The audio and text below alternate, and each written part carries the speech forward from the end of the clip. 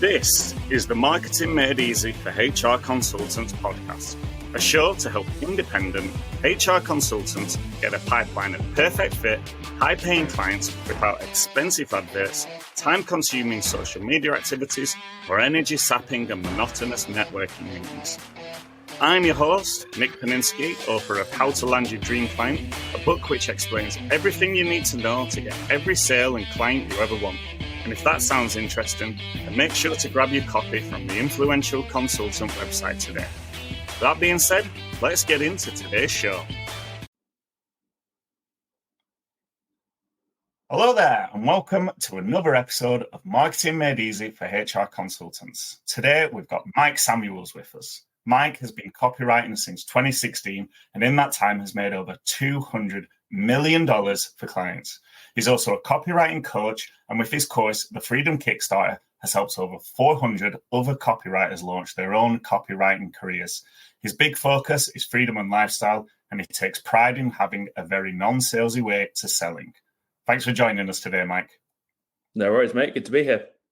Yeah, it's great that you are here because obviously, we met because I downloaded your lead magnet on Facebook, 4 or 5 years ago now, and then I joined your mailing list, then I signed up for your course, joined your membership, and yeah, here we are 4 or 5 years later. It's great for you to be here. Yeah, funny how the world works and how different journeys go in different directions, I guess. Yeah, and I think it's great as well because you've got your mailing list, and then we talk back and forth, and I'm able to stay in touch with you that way. So it's really good. Yeah, I always think that's one of the things sometimes that's missing from the marketing space is a bit of sort of personal connection, I guess. And not saying that I'm the best at it by any means, but I do think that if you're a bit more accessible, obviously there's a line, but at the same time, it's if you're getting emails from someone and then you go, they sound very personal, but you go to reply and it's your response gets sent back to you straight away because there's no reply email. I just think that's all a bit disingenuous, really. Yeah, 100%. I do like that we have a bit of back and forth because obviously you went away to Dubai earlier this year and we were exchanging emails about that. And I was thinking at this because I was saying to you, I was like, I don't think it'll be your kind of place. No, there's some good bits to it, but it's not something I'll be rushing back to unless there's a reason to, shall we say? Yeah, I'm with you on that one. It's not my kind of place. But hey ho. But anyway, Mike, thank you for joining us today. We are going to talk about the 5 essential copywriting tips to get buyers and subscribers. So do you want to give us a bit of a lowdown of what these 5 tips are? Yeah, sure. Do you want me to go through all 5 up top, or are we going through one by one? I'd say let's have the 5 all at once, and then we'll go through them one by one. We'll dig into them, find out why they're so important, how someone can then implement them into their business, all that good stuff. Yeah, so I took a quick screenshot of the 5, so excuse me as I'm looking down at my phone. But the top 5 that I was thinking about beforehand were, number 1, get clear on your target market. Number 2, work out exactly what they want and then say that directly. Number 3 would be own your audience, so get them off social media and onto ideally some kind of mailing list. Number 4, use your personality. And number 5, understand their objections. Love it. These are things that I talk about when I'm writing to my audience as well, when I put them on LinkedIn and with my mailing list and the podcast. So yeah, we're very much aligned on that front, and that's good to hear. If you'd have said something I wasn't thinking of, then I'd have said, I'm terrible. Need Mike to do this for me. Okay, cool. So let's get these one by one. So number 1, we've got get clear on your target market. So what does that mean? So that one, it's more just that a lot of people try and be too generalist and they try and throw much too wide a net over who they want to speak to. Yeah. There's a number of ways you can do that. I mean, it depends on the niche, right? So if we're talking about weight loss, it's basically if you try and target everyone who wants to lose weight. That's just not a great target market because that's such a huge number of people that you can't possibly tap into every single different personality type, every single sub goal. People tend to speak in different ways. So I always use weight loss as an example just because it's a very easy one for people to understand. Yeah. But you look at it, someone who wants to lose weight might be like a guy in his mid-20s who wants to get shredded for the summer versus could be we'll go complete opposite end of the spectrum. A woman in her mid to late 50s who wants to lose 50 pounds because she's been overweight her whole adult life. Those two people both fall under the umbrella of weight loss, but clearly you're going to use different language around them. You're going to describe their situation different ways. You're going to communicate differently. The amount of empathy you use will vary. What drives their goals is going to vary, whether it's kind of very ego-based, typically for the younger guy, or whether it's a bit more about health and longevity, like family values, that kind of thing for that. Like I said, the 50-year-old, 55-year-old woman. So we have to think about, okay, get specific in terms of who they are, what they do, but then can you get even more specific? And obviously there's a line. So like my one of my friends who's an ad agency, and he says that you can get too specific, because if you went out to target, say, one-legged vegan CrossFitters, there's probably not enough of those to form a business around. But could you form a business around vegan CrossFitters? Absolutely. That's a very specific niche demographic, whereby there's probably enough people out there who fit that will buy your offer and create good income for you. But we're not going so down the rabbit hole in terms of uniqueness that we're trying to talk to too few people. So striking that balance can be tough, but you do need to know exactly who your niche is, not go too broad. And then just on that front, I would say as well that the more you know them in terms of, could you walk me through your target market's ideal day? Could you talk to me about, could you give me 20 very specific outcomes they want, 20 very specific problems they have, 20 very specific objections that is stopping them from taking the next step in their journey, that kind of thing. You need to be able to know your audience on that level in order to then communicate to them, put the right offers together, put those offers across in the right way, all that kind of stuff. Yeah, 100%. It's so important is nailing the target audience, because if you don't know who you're writing to, then how can you solve their problems? How can you sell them a solution? It's impossible. I always like to, I stole this from Daniel Priestley, but I've tweaked it a little bit. He talks about marketing, writing a love letter. And I always think, marketing is writing a love letter, and it's starting off the story. If you don't have a target audience, it's to whom it may concern, rather than, dear 50-year-old woman, and you can give her a name, Sue or whatever, or Karen. So, there's a big difference there, as you said, between who you're talking to. The guy in his 20s, the woman in her 50s, they have different needs, different desires, different, as you say, the umbrella, the goal is there, but how you sell to them, the solution, very different. Yeah, people need to people need to feel like you understand them. And when they feel like you understand them, when you're saying the stuff that currently might only be internalized in their head, where they've not vocalized it, they've not told anyone else, when you can get your message across that way, that's when they feel like, okay, this person actually gets me. There's someone I can trust to buy from, as opposed to if they just feel like you're very generalist. And it's that whole thing again of, if you're going to have a life-saving operation, would you want to go to just a general doctor who's maybe done a bit of training in surgery, or would you want to go to someone who's done 200 operations and in the last 5 years they've only been on that specific condition that you've got? Yeah, you would clearly go for the second person, because you get they're much more experienced. They know your condition, they know the ins and outs, the dangers, the risks, all that kind of stuff.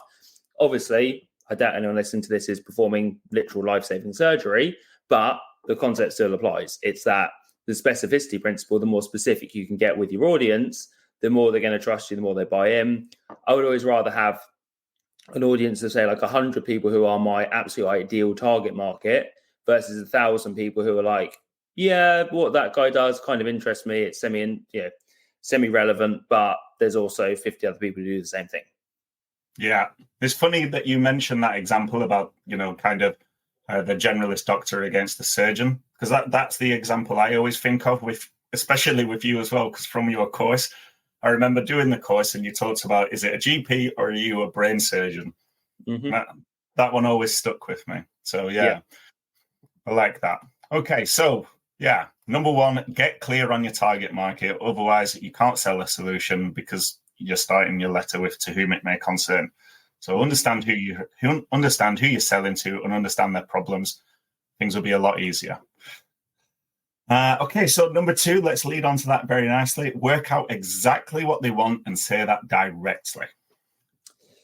Yeah, so I suppose I kind of touched on that a bit in the last answer as well, with that idea of writing down your list of sort of 15 to 20 desires, 15 to 20 problems, 15 to 20 objections, that kind of thing.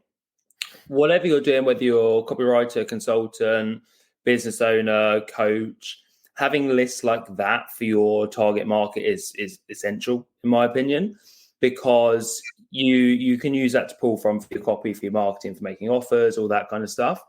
But also you can keep adding to it. And it's that idea that if we go back to say weight loss, it's not just the outcome is not I want to lose weight. The outcome will, depending on who the the target market is, might be, yeah, I want to impress that girl at the beach. I want to be the guy or the one in my group of guy friends who's got the best physique. I want to be able to go out and buy t-shirts that are a size smaller, or I want to be able to be able to sit down and not feel like my belly is rolling over my jeans, that kind of thing. So working out specifically what they want is a big thing, because a lot of the time what people don't want, well, it's that old adage, right, of the, what's the phrase, like no one buys the nail because they want a hole in the wall. They buy the nail because they want the picture up. But actually we can go beyond that in terms of they don't just want that, they want to have a certain feeling in their home that picture brings, or they want to have a nice picture up so that when friends come over, they go, oh, that's amazing, I love that picture,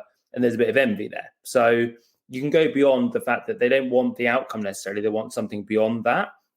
And that's sort of the first part of that, in terms of don't just feel like you're selling the outcome, you're selling the feeling around the outcome. And you're also selling, the big thing people miss here is you're selling how other people view you there. So different offers and different demographics have different levels of how they want to be perceived. But often what we want from buying something or getting an outcome is how other people see that, or see us, when we've got that. So it might be that you're a parent, you want your kids to see you a certain way, or your partner to see you a certain way, your friends or your colleagues. But we can't neglect the fact that a lot of the time, and a lot of people don't like saying this, but we don't make we don't go for an outcome for our own benefit. We do it because of how other people are going to perceive us. So that's the first thing there. And in terms of the saying it directly, that's basically just saying, like, don't dance around the outcome. Don't be too fluffy. Don't be too woo-woo. A lot of people like to think their audience wants something that's very, very sort of contrived, very dressed up, all that kind of thing. They want all these very moral benefits, and actually, again, audience dependent, but a lot of the time we don't. So I work with people who, a really good example of this is people who've got like leadership style offers, and they'll help corporate employees, and they'll often talk about, oh, my clients want to be better leaders. They want to be an inspiration. They want to feel like their team fully understands them. They want to really stand out with their firm. And I think, yeah, they kind of do want that, but ultimately they want more money. They want more respect. So you might not adoration. Yeah, you might not constantly say, here's how to have more money, have more respect. You would dress up that outcome in a few different ways and say it in different guises and whatnot.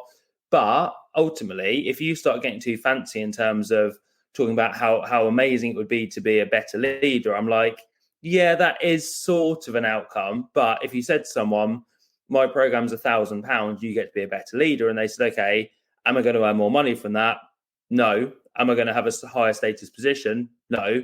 There aren't many people who are going to pay £1,000 for that. Whereas if they believe that actually investing £1,000 might get them a £5,000 a year pay rise, and also their boss is going to go from, or say, someone a few levels up in the company is going to go from not knowing who the hell they are to all of a sudden going, oh, that's so-and-so. He's he or she is a great performer and someone we can really, really trust in this company. That's all of a sudden a much bigger outcome. So you need to be very specific, play to people's ego as well, because that's a big reason why we buy, is ego and how we're perceived. But at the same time, don't try and put sort of lots of different layers on your outcome and dress it up as something that it's not. Yeah, it's so true as well. Like when you get more specific with those outcomes, people can see it. People can understand what it is that they're buying. So like that leadership example that you given, people walk into a room, everyone goes quiet and they're like, ooh, and you have that certain aura about you. You're in a meeting, you put your hand up and, just a little finger or two fingers or something, and everyone goes quiet and starts to turn to you because they know you've got that gravitas. And those are the things that you talk about when you're writing your copy, because those are outcomes, right? Yeah, absolutely. And like I said, it's, again, not being afraid to say it how it is. Simple copy is often the best copy. We can get clever and cutesy, but if doing that comes at the expense of just telling people what you do and what they can get from it, that's not a good move. Yeah, I used to do that. I'd drop in references I thought were cute and funny, and you'd always tell me, no. There's a time and a place, and that stuff like that can be good for personal branding, good for your voice, but at the same time, it always has the potential to actually take away from what you're offering. Yes, yeah. I think when I'm writing for myself, then I'm allowed these references, like you say, because that injects that personality. But when I'm writing for clients, there's no need for clever references. It's it's their voice, not my voice. So, Yep. Okay, yeah. Thanks for that, Mike. We're on to number 3 now. Own your audience, i.e., get them off social media. Yeah, social media is great. Obviously, it's for the most part, it's free. If you're just posting organically and not worried about being verified and whatnot, you've got the potential to reach many, many people, which is fantastic. But there are a few downsides to it. The main one being you don't own your audience, as in if you had your account taken down overnight, you've lost all your followers. All right, you can have a backup account, but firstly, how many people do that? Secondly, that's a whole lot more work. Then the other problem is that people on social media just aren't as engaged and they're not as dialed in. So when you've got when you're in a news feed, and we'll just talk about like Instagram on your phone, for example, they're going to see you when they're mid scroll. So there'll be stuff above your post, there'll be stuff below your post. It's very difficult to keep their attention. Not impossible, because we can still get people's attention. Like people always say, oh, we've got dwindling attention spans, and we kind of do, but then also people still watch movies, they still binge box sets, they still watch long form podcasts. So I don't necessarily believe that, but it is hard to keep attention. And especially on social media, when literally one scroll away, they're going to be able to see something else that might be more interesting than you. And then just when you're communicating in a way where you own your audience and you're more direct with them, like email, it feels a lot more personal. Someone's had to go to the effort of opening up that email from you, and it feels a lot more one-to-one as opposed to one-to-many. And then in terms of the first couple of points, if you've got an email list, even if your email provider, like whether you're using an Active Campaign, a Kajabi, a GetResponse, whatever you're using, if they delete your whole list or ban your account for whatever reason, firstly, it's a lot less likely that's going to happen than social media gets rid of you. Secondly, provided you've got that list backed up, you can just move to another provider. You can be up and running again in under 24 hours with that same number of subscribers.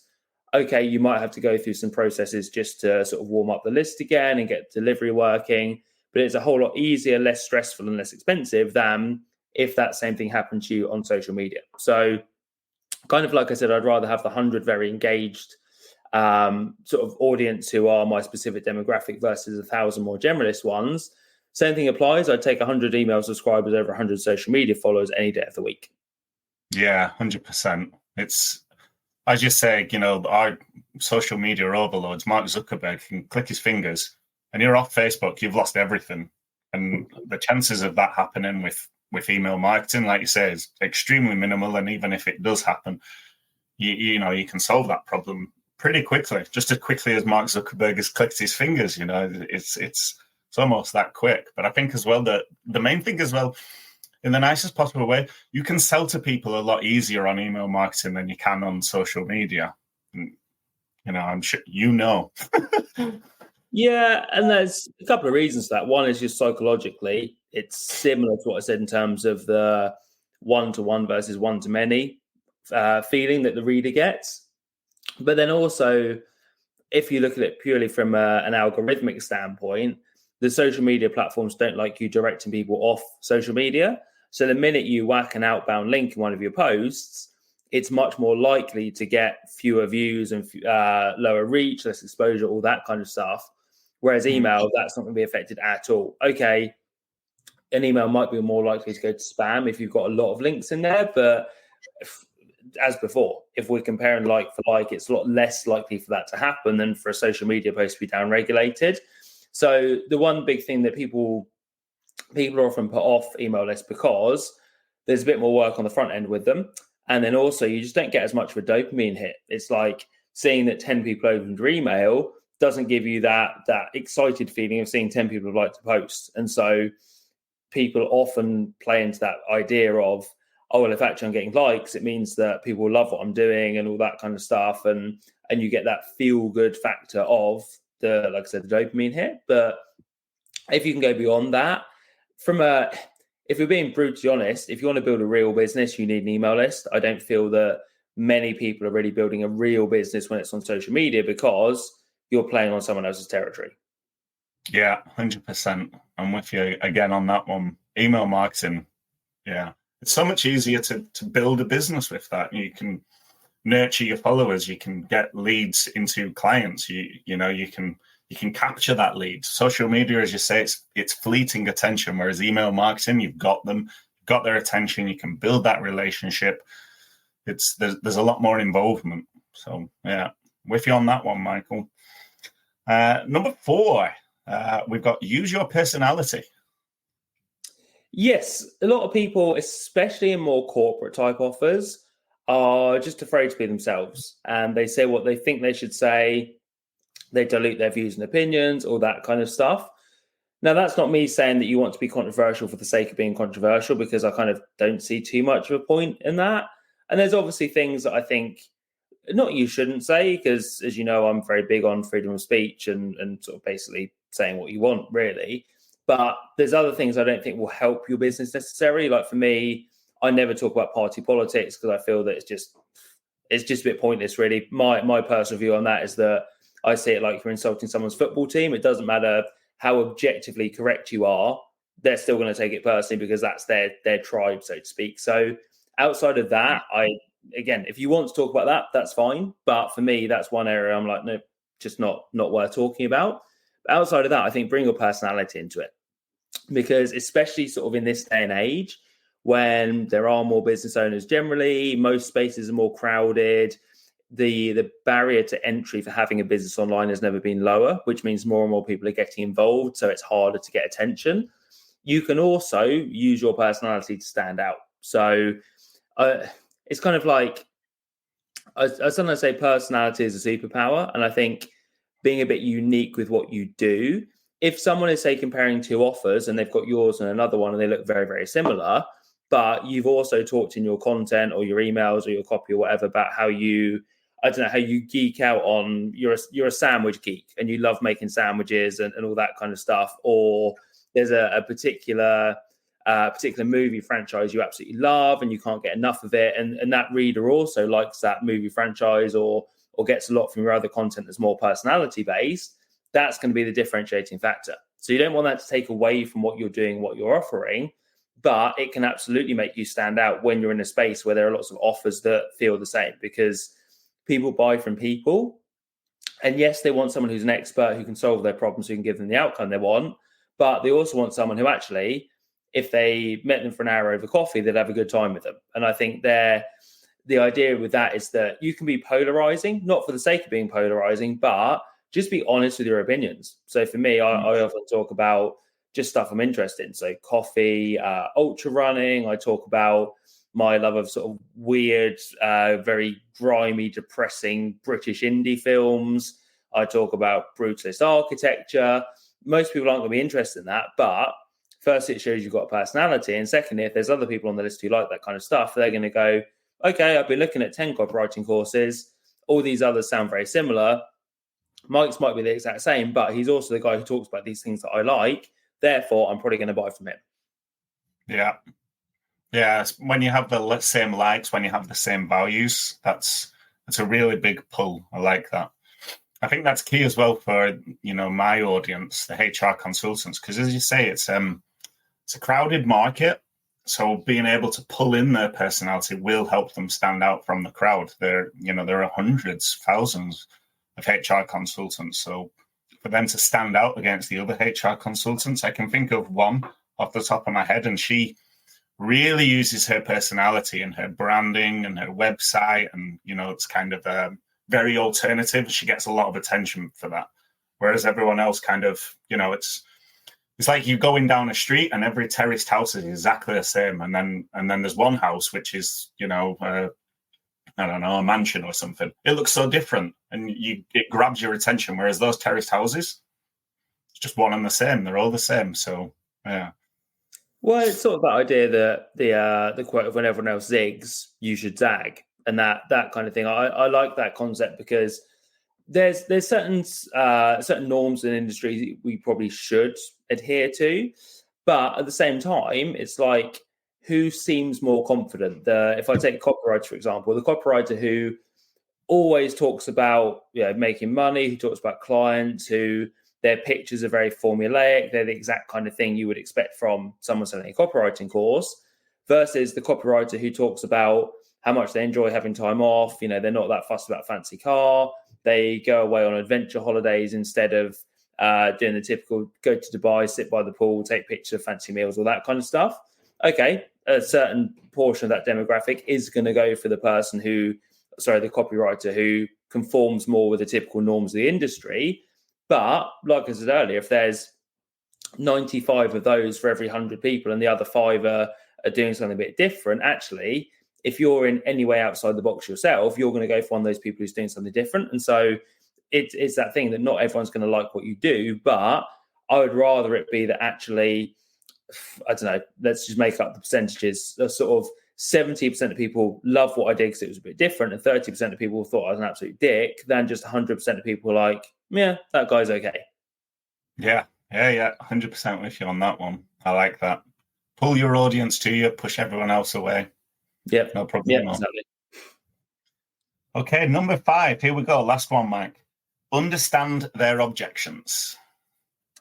Yeah, this one is one I think is often overlooked because we talk about outcomes, we talk about problems. Obviously, they're big things in terms of, I mentioned outcomes earlier, like what people want, going beyond the main outcome, all that kind of stuff.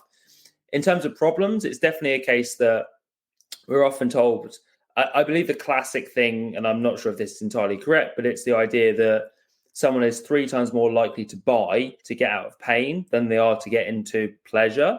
Now, like I said, I don't know if that's 100% correct, but there's a lot to that, as in offers that get people out of pain are very compelling. So people often focus they put the main 2 focuses on those things, the outcomes and the problems.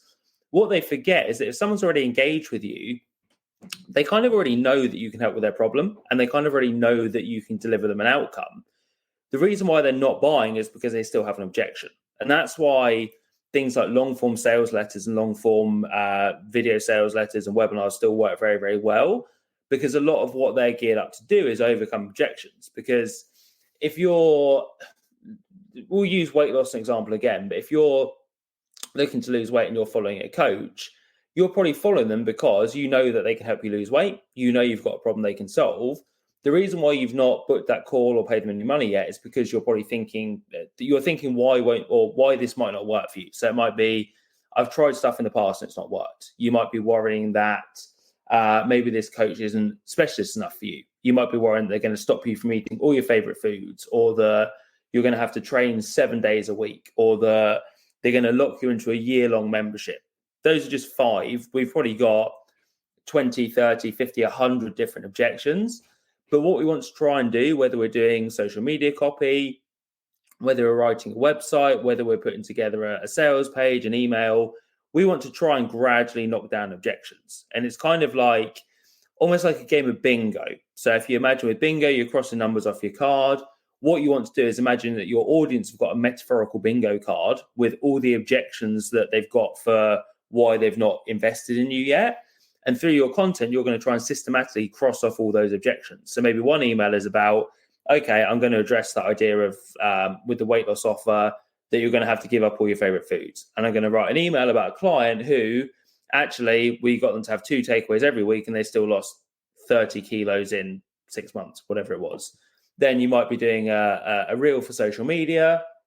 You might think, okay, well, the other objection people have is that maybe they worry that over 40, their genetics are too bad, their metabolism's slowed down, they can't lose weight. So I'm going to do a reel that talks to that and says, look, I get that a lot of people worry about this. Here's why it's not an issue. Here's how I can help people do that. You still talked about problems and outcomes, but you've also much more tackled some objections, which, like I said, the main reason people don't buy. So yeah, know the objections really well.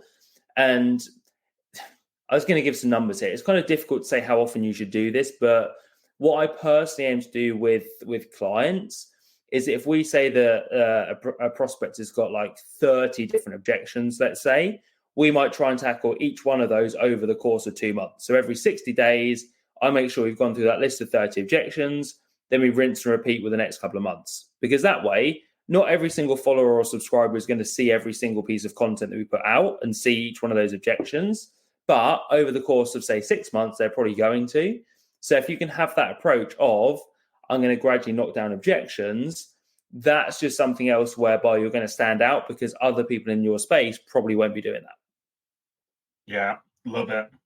I think as well, one of the key things that I pulled out there is when you were sharing a story about the woman who, the example story, but you were talking about the woman who, she didn't get to give up her takeaways, but she still managed to lose the weight. And the bit that I was really interested in as well is the story. As humans, we love stories. So that's, obviously your point about overcoming objections is really key. But, a really good way of doing that is through sharing stories. People love stories. So, yeah. Okay, cool. Well, thank you, Mike. That is five really great tips for us there. I really appreciate that. And I really appreciate your time coming to join us today. That's good fun. Perfect. Excellent.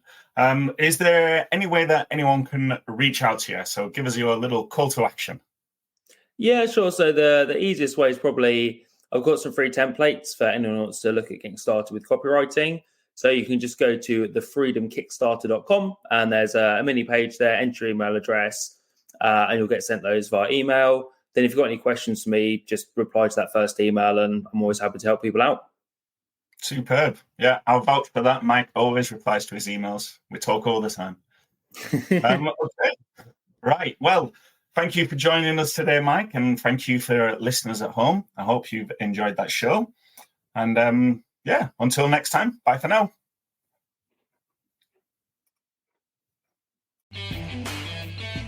Hey there, and thanks for listening to the Marketing Made Easy for HR Consultants podcast.